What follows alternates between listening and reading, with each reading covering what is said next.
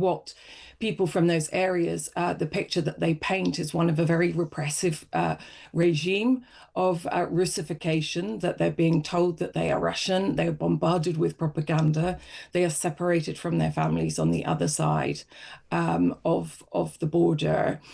And effectively, it's an attempt to convert the entire population into Russian citizens. After some promise and some hope after President Zelensky's, friendly visit to the White House last week, it has been a challenging week for the prospects of peace in Ukraine.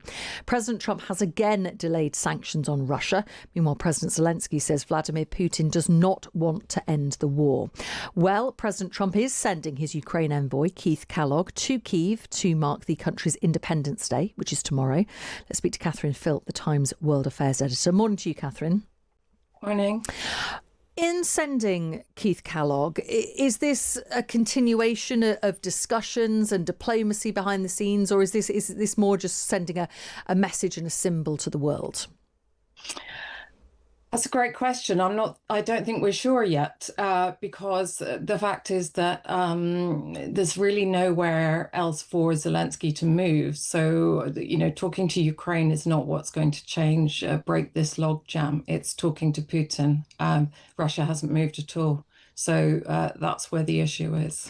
Is there still a worry that the US might get bored with all of this? It drags on too long and President Trump is renowned for not having the longest attention span when it comes to diplomacy. Is that still a real danger?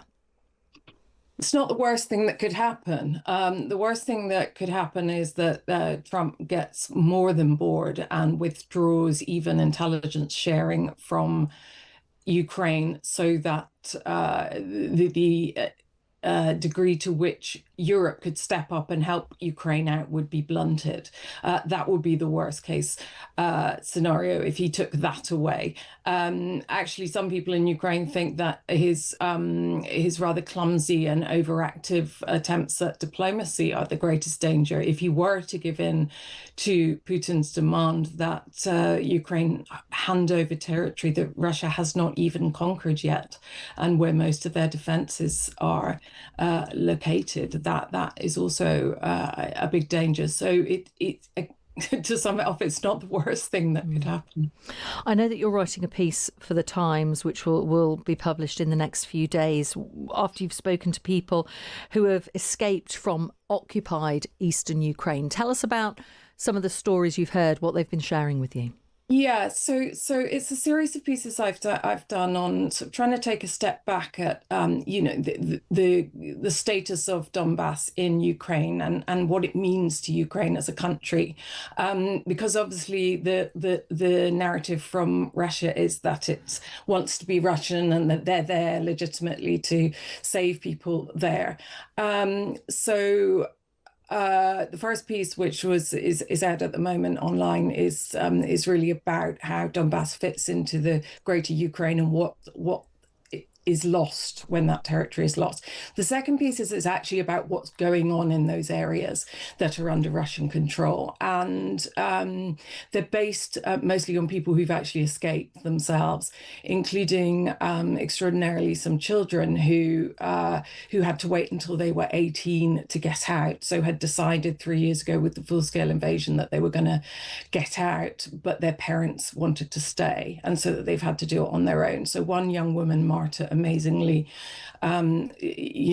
was recognized what she was being taught in school under Russian control as propaganda, and used VPNs to secretly contact people in Ukrainian-controlled Ukraine, to keep up her study in the Ukrainian language, and to wait it out until she was able to get her own documents in order to leave. So she went through Russia with the Russian passport that's been forced on her by the Russian occupation, and managed to travel around to Belarus and then get into Ukraine with the help of Ukrainian organizations. But essentially, overall, what people from those areas, the picture that they paint is one of a very repressive regime of Russification, that they're being told that they are Russian, they are bombarded with propaganda, they are separated from their families on the other side of the border.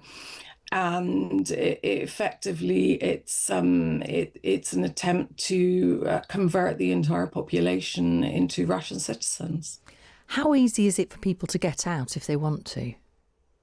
It's not easy at all. It used to be easier, but now most of the ways to get out are closed. And the only way that you can do it is to take a Russian passport and then use that, ironically, to go through Russia and then come through a third country, usually Belarus. Gosh. And I mean, is there some level of support for Russia in those occupied areas? There obviously is. If you speak to someone like Marta, now the area she came from had been occupied since 2014, and her parents made an active choice to be there. So they are pro-Russian, and were incredibly abusive to her when they found out, you know, that, for example, she was learning Ukrainian. So clearly there is that sentiment there, but it is by no means a majority sentiment. And I think that that's the myth that Russia would have us believe. I mean, the fact is that all these areas voted overwhelmingly for independence in 1991 when Ukraine separated. So it's rather hard to pursue the case that they never wanted to leave the Greater Russia or the old Soviet Union. Catherine, it's always so good to get your analysis. Thank you so much for talking to us. Thank you. Take care. That's Catherine Philp, the Times World Affairs editor. As she said, that's part one of her look at Ukraine is online now. You can go to that with your digital subscription. The second part that she was talking to us about there will go online on Tuesday, so you'll be able to read that. But it's just a really fascinating insight into the realities for people who are living in occupied Ukraine.